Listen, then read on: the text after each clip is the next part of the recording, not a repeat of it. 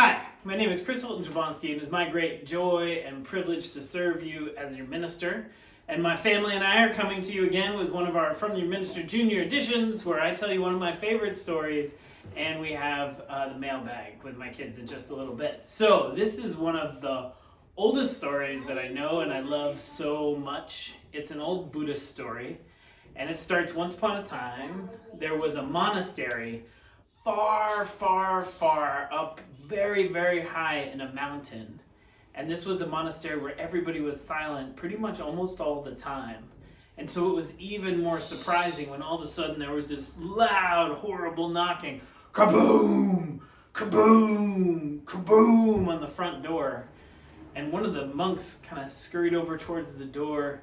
He was very afraid, but he wanted to know what was happening and quiet down the loud, horrible noise. And he opened the little doorway and he saw, and there was this enormous warrior on the other side, twice as tall as him, 3 times as large, with blood dripping from his armor and a huge sword and a horribly dented shield, fresh from the battlefield. And he said, "Monk, bring me your master." And the little monk was so terrified, he ran off.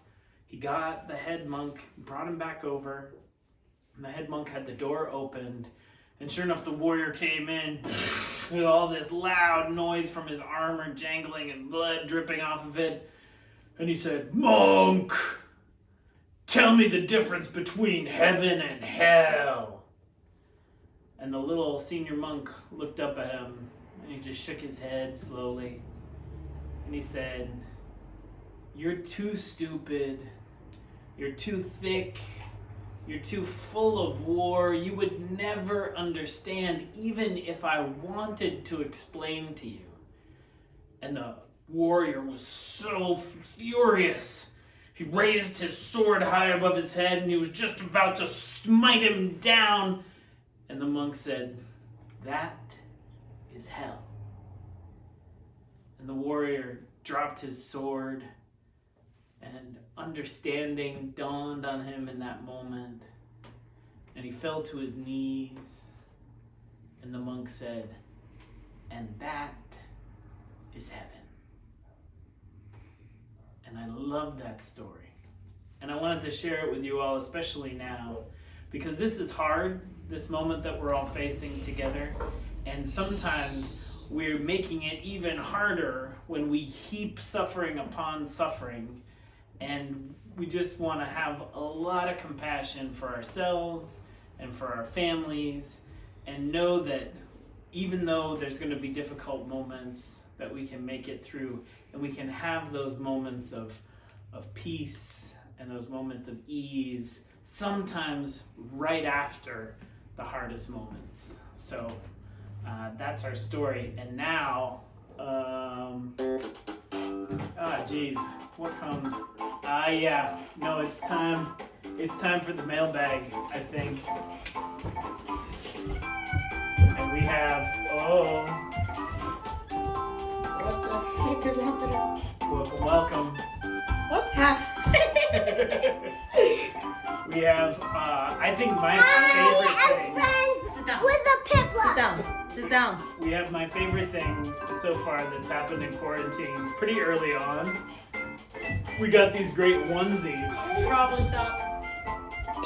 which are awesome. And Jack, who loves penguins, is wearing the penguin onesie, partially in honor of our question from last week. And our unicorn, Aaliyah and I actually have matching unicorn onesies. Here, do you want to? All right, bud. Do you want to sit? Do you want to sit here, Aaliyah? That was probably too long. So what do we have? What do we have for the mailbag, Jack? Wait, drink. Oh, we're gonna bring our drinks. Yeah, go ahead. Susan from Taunton asks, who was the biggest influence on your ministry? Well, so Susan from Taunton is actually also my mom, which is pretty fun, and their grandma. And so it's a special Mother's Day edition of the mailbag. But she asks, who was the biggest influence on my ministry? And oddly enough, or kind of perfectly enough, it really was her. So one of the things that she and my stepfather, Joe, really gifted me and gave me was a deep appreciation of the power of what is possible in religious community.